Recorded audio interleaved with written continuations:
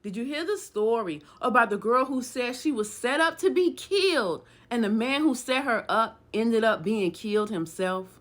Well, she said when she was young and dumb, she had a guy friend who owned a barber shop, and the barber shop was right behind her bus stop. So she would go over there all the time and kick it. She got to know some of the other barbers, some of the customers, like they were just cool friends to her. One day, one of the other barbers came to her. His name was Sean, and he said, "Hey, can I talk to you for a minute?" And she was like, "What's up?" And he was like, "You want to make some extra money?" And she was like, "How can I do that?" And he was like, "Listen, all you got to do, I'm going to send a package to your house. So give me your address, and all you got to do is sign for it. You ain't got to do nothing else." And she was like, "Okay." So he did that. He sent the package to her house. She signed for it, brought it inside. Then he showed up, got the contents out of the package, and left the box there. And he told her, "Listen, you don't throw this box away immediately. Give it about 3 days, then you can throw it out in the trash." And she said, "Okay." And she put it in her closet. He left. She collected her money, so she was happy. He came back to her again and said, "Okay, we're going to do this again." And she was like, "Okay." But the day the package was supposed to be delivered, she said she was so tired, she fell asleep. So she's in the bed and she's like being woken up by a banging on the door, banging on the door. So she's like, she can't really move because she said she's having sleep paralysis, but she can hear it, she can hear it. And finally, when she was able to snap out of it, she got up and she looked at the peephole, and it was Sean, the guy who she was working with, and he was just pacing back and forth, looking nervous. But she was like, "Wait a minute, this don't feel right." So she didn't open the door, and eventually he left. So she went to go get back in the bed, but before she could even go back to sleep, he called her, like, "What's going on? Where's the package?" And she was like, "Well, I don't know. I've been here and I ain't hear nobody deliver it. It didn't come." And he's like, "I'm on my way." He comes back to her house and she lets him in, and he's like, "You sure you ain't getting no package today?" And she's like, "No, I didn't. What are you talking about?" And he's like, "Okay, call FedEx right now. You call him from your phone." So she called FedEx with the tracking number, and they told her, "This package has been intercepted by law enforcement." She was like, "Oh my gosh." And he looked at her. He didn't say another word. He just left. So she don't think nothing of it. She tried to make her money. It didn't work out. So she decides she going to go back to bed. She goes to sleep. A few hours later, once again, she's woken up out of her sleep by somebody banging on the door, but this time it's louder. Then she can hear male voices on her porch. It's more than one. They got Jamaican accents. She's like, "What in the world?" She looks out the window and she see a bunch of guys standing there with straps.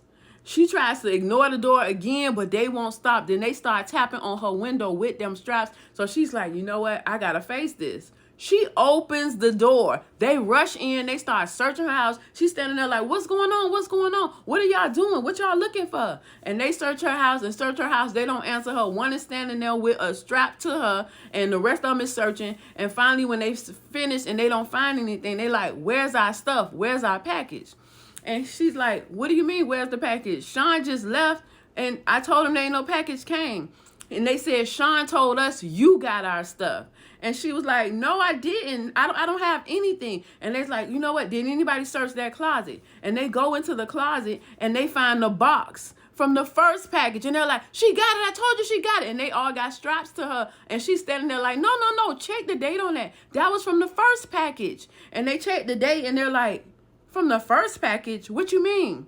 And she's like, "The first package, when the first one that came, I forgot to throw the box away." And they look at each other and they said, "Sean told us that the first package was not delivered, so this time we was going to get double."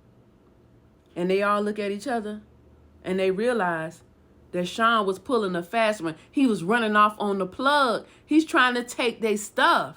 And then they still got the strap to him thinking that she was a part of they still got the strap to her thinking that she was a part of it. And they was like, "Did you make any other phone calls? You sure you ain't got our stuff?" And she's like, "I don't got anything. I didn't get any packages today."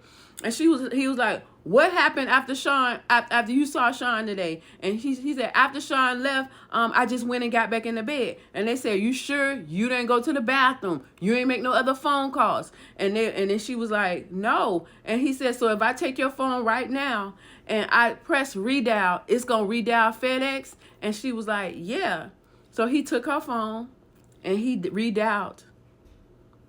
and it was FedEx. And then he looked at everybody else and said, she telling the truth. And then they said, let's go get him. And they walked out her house. She locked the door, sat back down like, oh my gosh, I can't believe this. She decided to let it cool down. Hopefully they wouldn't come back. And they didn't. Some days went by, and finally she decided she was going to try to contact Sean to cuss him out. I'm like, what kind of mess you got me into? But when she called Sean's phone, it just went straight to voicemail. So she waited even more time, and she's like, hold up, what's going on with Sean? Where is he? So she decides she's going to go back to the barber shop where she met him to ask her friend. But when she gets up there, the barber shop owner looks at her and say, I can't believe you coming in here. I can't believe you in my face after what you did. Get out of here. Get out of here. I don't want to see you again. I don't want to see you again. And she's looking at him like, what? And as she's walking out, she looks back and she realizes those two must have been in on it. They made the plan together to get her involved so that they can rob the dealers. And now he mad because everything fell apart. As she's walking to the bus stop, she realizing, damn, I haven't heard from Sean. And she never heard from Sean again. He went missing forever.